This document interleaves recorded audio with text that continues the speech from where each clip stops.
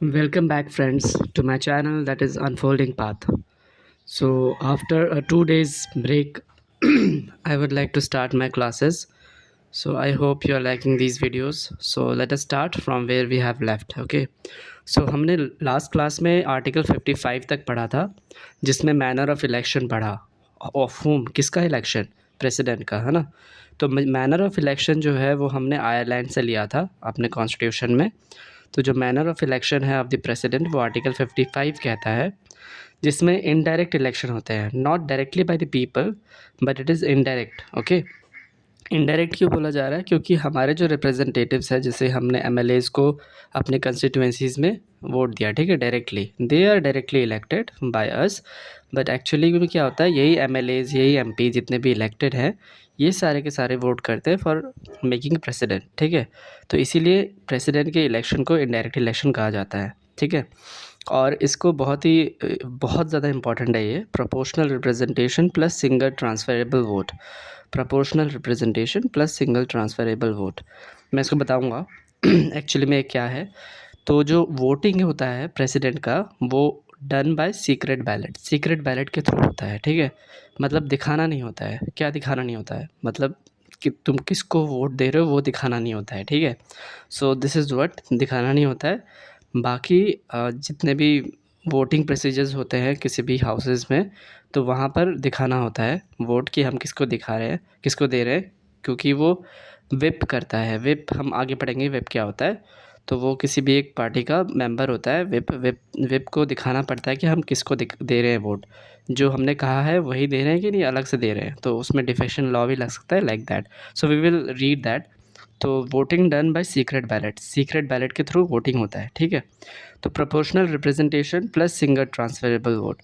Proportional representation मतलब क्या होता है? लाइक फॉर एग्जांपल अगर हम देखें, यूपी एक स्टेट है, राइट, और सिक्किम भी एक स्टेट है। तो UP and Sikkim state population के हिसाब से बहुत डिफरेंट है ना। तो यूपी में बहुत सारे एमएलएज हैं, बट सिक्किम में कुछ एक दो होंगे, something like that, very less comparison to the UP. तो फिर तो उनको यूपी वालों को ही फ़ायदा हो गया। तो इसी कारण से इसी प्रॉब्लम को फेस करते हुए एक सॉल्यूशन निकाला गया, प्रोपोर्शनल रिप्रेजेंटेशन, जिसमें क्या होगा कि जो value of the vote of Sikkim जो है वो ज़्यादा होगा comparison to the UP's one value of vote, ठीक है। तो इस हिसाब से हम देखें अगर, तो जो value of vote of MLAs, like for example MLA जो है यूपी में, total population of the state upon total number of elected MLAs, ठीक है। तो जितने नंबर ऑफ़ इलेक्टेड एमएलएज़ हैं उसका अपॉन, और उसके ऊपर टोटल पॉपुलेशन क्या है अपना स्टेट का। तो फिर सिक्किम का स्टेट का पॉपुलेशन कम है, तो उस हिसाब से उसकी वैल्यू ज़्यादा बढ़ जाएगी, 1/1000 हो जाएगा। सो दिस इज़ व्हाट, ठीक है, value of vote of all MLAs.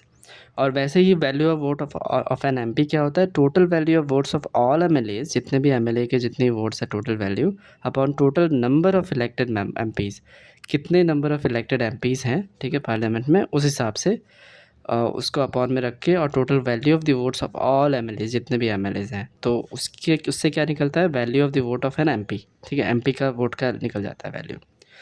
तो दिस इज़ व्हाट। तो proportional representation, I hope you got it. अब सिंगल ट्रांसफरेबल वोट क्या होता है? जब भी प्रेसिडेंट का इलेक्शन होता है, राइट, तो प्रेसिडेंट में कितने, मतलब फॉर एग्जांपल 4 बंदे, 4 कैंडिडेट हैं, वो खड़े होते हैं, ठीक है, प्रेसिडेंट में। और हाँ, प्रेसिडेंट में खड़े होने के लिए क्या क्राइटेरिया है ना, वो सिटीज़न ऑफ इंडिया होना चाहिए, qualification minimum 35 years of age होनी चाहिए, ठीक है। और वो qualified for the election of member of Lok Sabha भी होना चाहिए, ठीक है, qualified for the election as a member of Lok Sabha भी होना चाहिए। और वो कोई भी ऑफिस ऑफ प्रॉफिट को होल्ड नहीं करना चाहिए, ठीक है। ऑफिस ऑफ प्रॉफिट बेसिकली अपने कॉन्स्टिट्यूशन में अच्छे से गिवन नहीं है, ठीक है। ठीक है, तो ऑफिस ऑफ प्रॉफिट नहीं होना चाहिए, qualified for election as a member of Lok Sabha होना चाहिए, 35 ईयर्स की एज होनी चाहिए, और सिटीज़न ऑफ इंडिया होना चाहिए। तो क्या होता है कि जितने भी, मान लो चार चार नहीं, 3 बंदे हैं, राइट्स, तीनों ने प्रेसिडेंट के इलेक्शन के लिए अपना निर्वाचन किया, ठीक है। तो वो क्या करेंगे पहले? वो करेंगे तुम्हारा जो प्रेसिडेंट इलेक्शन के लिए हर एक को 50 प्रपोजल्स लाने और 50 सेकेंडर्स लाने पड़ेंगे। 50 प्रपोजल्स एंड सेकेंडर मतलब क्या होता है? प्रपोजल्स मतलब कि 50 बंदे ऐसे होने चाहिए जो तुमको सपोर्ट कर रहे हो कि हाँ तुम प्रेसिडेंट बन सकते हो, राइट, तुम प्रेसिडेंट बन रहे हो, हम तुमको पूरा सपोर्ट कर रहे हैं। और जो 50 सेकेंडर्स हैं, वो 50 लोग तुम्हें सपोर्ट कर रहे हैं, यही 50 लोग इन 50 लोगों को सपोर्ट करेंगे। मतलब 50 seconders will support the 50 proposers and 50 proposers will ना बैक यू, ठीक है, एज अ प्रेसिडेंट। और तुमको 15,000 रुपीज़ जमा कराना पड़ता है, ठीक है, for the election of the president. तो जब तुम करोगे और 50 प्रपोजर्स प्लस 50 सेकेंडर्स आ जाएंगे, तब तुम्हारा कैंडिडेट का proportional representation plus single transferable vote के तहत तुम्हारा इलेक्शन स्टार्ट हो जाएगा, ठीक है। तो इसमें क्या होता है, single transferable vote, proportional representation हमने देखा जिसमें value of the vote of the MLAs उस हिसाब से देखा जाता है कि पॉपुलेशन कितनी है स्टेट की और उस हिसाब से उसकी वैल्यू कितनी होगी, ठीक है। तो इसी कारण से प्रोपोर्शनल रिप्रेजेंटेशन के हिसाब से जितने भी इलेक्टोरल कॉलेज के हिसाब से जितने भी एलिजिबल पीपल हैं वही इलेक्शन ऑफ द प्रेसिडेंट में भाग लेते हैं। कौन कौन से, जो हमने पढ़ा था, elected members of both the houses of the parliament, Lok Sabha and Rajya Sabha, elected members of legislative assemblies, elected members of legislative assembly of UT and Puducherry and this Delhi, ठीक है। नॉमिनेटेड मेंबर्स नहीं करते हैं क्योंकि nominated members are nominated by president itself, president ही उनको nominate करता है, ठीक है। इसी कारण से nominated members election of the president में भाग नहीं लेते हैं। लेकिन अगर दूसरी तरफ देखा जाए तो फिर नॉमिनेटेड मेंबर्स इम्पीचमेंट में लेकिन भाग लेते हैं। जब भी इम्पीचमेंट की बात आती है प्रेसिडेंट की, तब वो लोग भाग लेते हैं। तो आगे हम पढ़ते हैं। तो मान लो 3 बंदों ने 15,000 रुपीज़ दे के जमा करके सबमिट करके 50 प्रपोजल्स प्लस 50 सेकेंडर्स के साथ उन्होंने इलेक्शन में भाग लिया, ठीक है, 3 कैंडिडेट्स ने।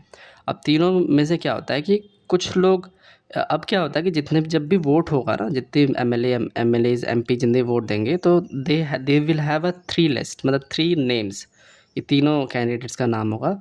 अब मान लो रामू ने क्या किया, रामू एक एमपी है, रामू ने क्या किया कि सेकंड वाले कैंडिडेट को पहला बोला कि ये बनना चाहिए, फिर इन दोनों में से कौन सा बनना चाहिए, फिर ये तो बिल्कुल बनना ही नहीं चाहिए, लाइक दैट, ठीक है।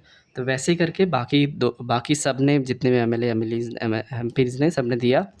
अब देखा जाएगा कि सबसे ज़्यादा वन किसका है, सबसे ज़्यादा फर्स्ट नंबर के हिसाब से किसका है, और किसके हिसाब से होता है ये वाला कि 50% से ज़्यादा अगर हो जाता है तब जाके वो मतलब इलेक्टोरल कोटा मैच करना चाहिए, like total number of valid votes polled upon vacancy plus 1। Vacancy मतलब वैकेंसी तो एक ही होगी, प्रेसिडेंट की वैकेंसी एक ही है, राइट। तो प्रेसिडेंट तो एक ही है, तो इस हिसाब से बाकी कंट्रीज़ में इसको वैकेंसीज डिफरेंट पोस्ट के लिए लिया जाता है, इसलिए वैकेंसीज को खाली रखा है। अदरवाइज़ ये 1 ही होना चाहिए, 1 + 1 2, ठीक है। तो total number of valid votes polled upon 2 + 1, तो उस हिसाब से जितने वोट्स होंगे, तो मान लो 400 लोगों ने किया है तो 400 में तो 201 हो जाएगा, है ना, +1। 201 वोट्स अगर कोई पहले राउंड में ला लेता है तो फिर वो जीत जाएगा, ठीक है। लेकिन अगर 201 नहीं ला पा रहा है, कोई भी नहीं ला पा रहा है, तो क्या होगा, जो फिर चेक किया जाएगा सबसे लीस्ट किसको दिया गया है, थर्ड नंबर पे। तो जो जिसको लीस्ट दिया गया है वो तो हट ही जाएगा, लेकिन उसके जो वोट्स हैं, जो इन दोनों के पास भी गए हैं, ठीक है, वो इन दोनों में डिस्ट्रीब्यूट हो जाएगा उसी हिसाब से जिस क्रम में लोगों ने उनको वोट दिया है, ठीक है। तो जब डिस्ट्रीब्यूशन हो जाएगा तब यहाँ पर फिर चूज़ किया जाएगा कि कौन बन सकता है, उस हिसाब से कि इलेक्टोरल कोटा मैच कर रहा है कि मैच नहीं कर रहा है, ठीक है। तो उस हिसाब से, ठीक है। देन आफ्टर क्या होगा, ये 3 हो गया, फिर उस हिसाब से प्रेसिडेंट इलेक्ट हो जाएगा, ठीक है, इलेक्टोरल कोटा के हिसाब से। तो this is what it is the manner of election, जहाँ पर proportional representation plus single transferable vote. The vote is quite transferable, ठीक है, जो वोट हो रहा है वो ट्रांसफरेबल है, इसीलिए सिंगल ट्रांसफरेबल वोट, ठीक है। और ये सीक्रेट बैलेट में होता है। तो हमने पढ़ा, ठीक है, पूरा का पूरा।